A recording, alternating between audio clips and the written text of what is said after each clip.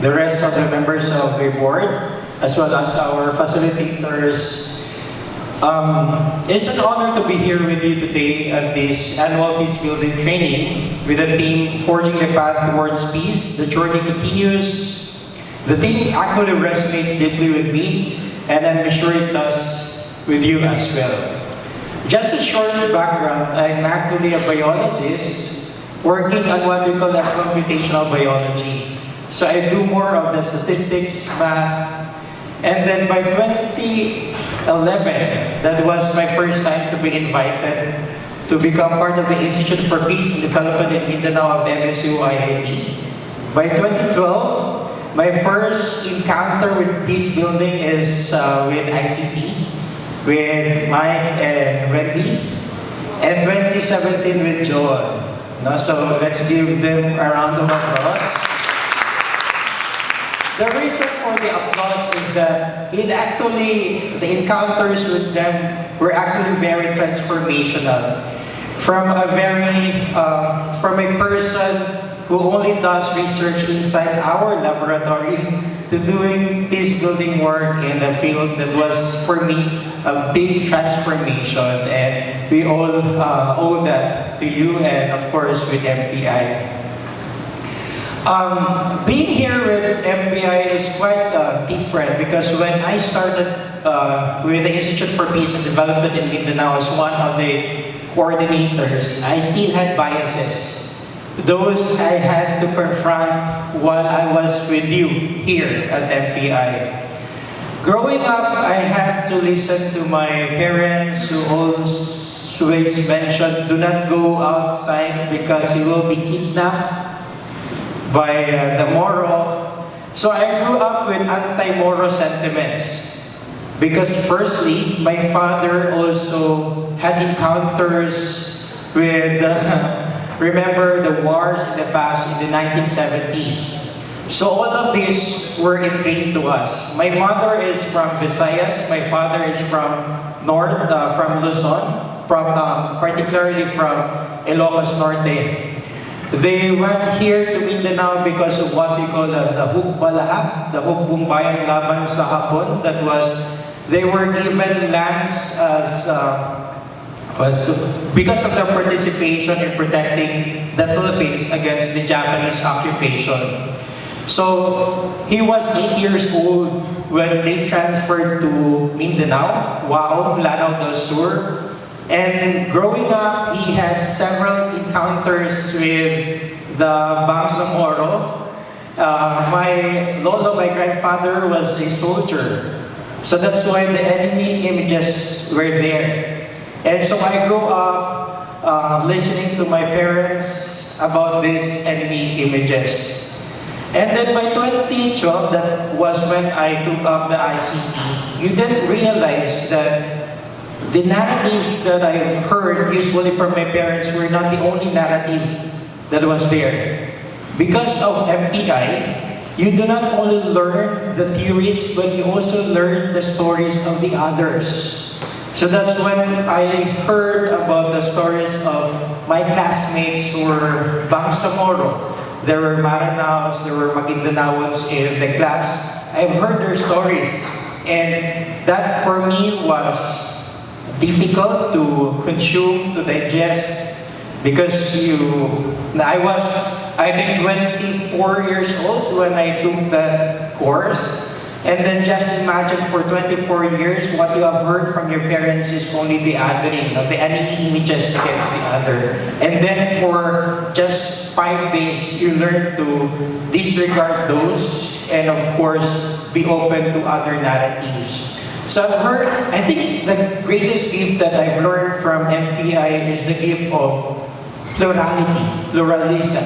Being able to understand that in life there isn't only one narrative, but so many narratives. And you just have to listen to these narratives. There are a lot of people, a lot of ideas, and that's what MPI could offer to us. I'm also now a director myself. Director of the Institute for Peace and Development in Mindanao. I am also Director of the School of Interdisciplinary Studies, where we offer graduate courses on peace building and conflict transformation. So we offer these subjects in collaboration with Batabang University in Cambodia and UNPAS in Timor-Leste and Marburg University, Germany. Our goal is to remember I'm a geneticist by profession. We study how characters are being transmitted from one generation to another. And because of MPI, I've also learned that aside from the physical traits, our mimetic systems, our ideas, our fears could also be transmitted from one generation to another. And this is our interest now. As peace-building practitioners, the journey continues because these mimetic systems, the othering, our concept of enemies are still being transmitted from one generation to another. And as educator, I see that we have a role to play in this regard. As geneticists, the only way to be able to stop this is through interventions like these convergences. As a teacher myself, it's really very different when you only read concepts of peace building from books, from the internet. MPI offers a lot of this plus more. Why? Because you get to listen to the experiences of the others. And throughout the years of experience with peace building, some of the theories that we read from outside the Philippines may not be always applicable to our local context. And this is where you get this information from the experience of your classmates, from other contexts, from other countries. So this is something very powerful. And I think this is the reason why in just a span of 5 days, when I was with Wendy and Mike and John, I think those days were very, very powerful. And just imagine us. There are a lot of us today, more than 100. If we consider ourselves after as credible voices for peace, you bring with you lots of experiences from your classmates, then of course these narratives, these are the ones that we wanted to propagate. As geneticists, one of the subjects that I teach is evolutionary genetics. And so we talk about evolution, and in evolution, we talk about the significance of 1%. Just imagine, 99% out there is very different. We consider ourselves as very tiny portion of that whole, not just the 1%. But there's so much thing we've learned from evolution that this 1% would later be able to expand, broaden itself. Now, what we call as fixation. And later, we fix these ideas that we call peace. The dominant narrative now may be at peace because a lot of countries are investing in defense because of the wars. But we hope that we become the 1% that soon will be able to spread and change this dominant narrative. So let us all be inspired with one another. In 2016, because of MPI, the learnings that I got from MPI, the conflict mapping with John, and the creative peace building exercises with Wendy and Mike, those were very powerful. The same set of learnings, we also multiply in small convergences, not only with civilian actors, but non-state actors, and of course the security sector. And mind you, I think all throughout the years, we were able to also change the lives of others. And the fact that we were able to bring in our young peace builders from Iligan, that's also our trophy. But the biggest trophy that I have going back are my parents. Remember 2012 when I started with MPI? Now you can see the difference. How my father and mother sees the Maranaos, the Magindanaons, the enemy images isn't there anymore. So let's give a round of applause to MPI. I think with Peacebuilding, this is quite different from the other academic exercises that we do, especially with Mindanao State University, because we celebrate our small gains.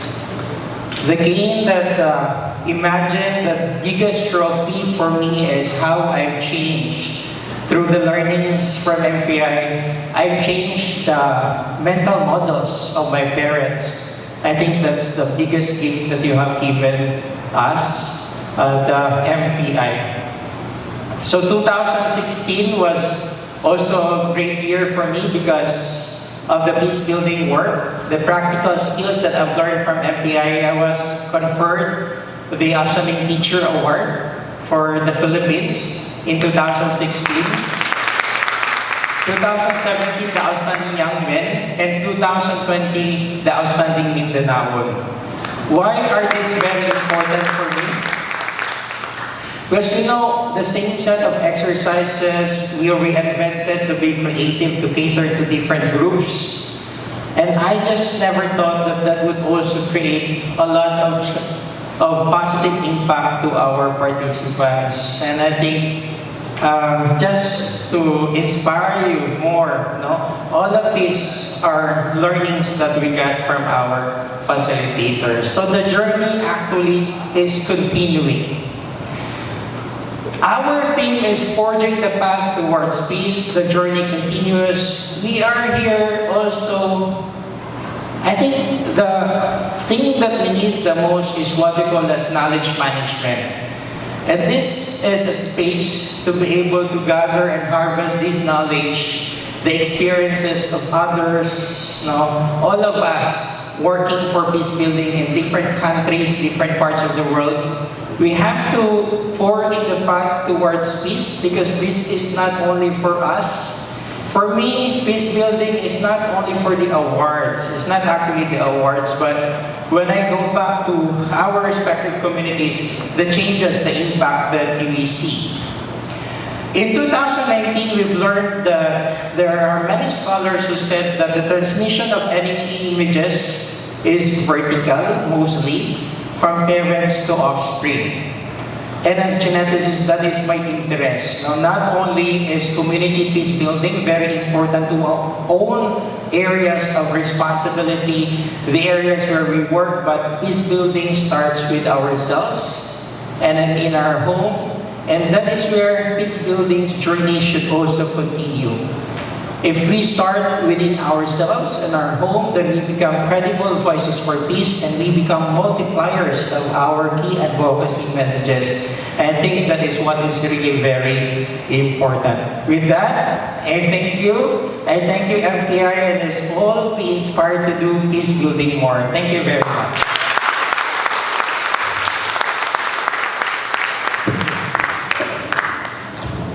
Thank you very much for your message of encouragement, Mr. Mark Torres, and we hope that the theories that we will learn from this experience will translate into practice towards our respective communities in our respective countries, and we will also be that 1% who will help in bettering our communities and create positive impact and inspire others to be peace builders as well through listening to the narratives of the people that we want to serve. So once again, thank you, Mr. Mark.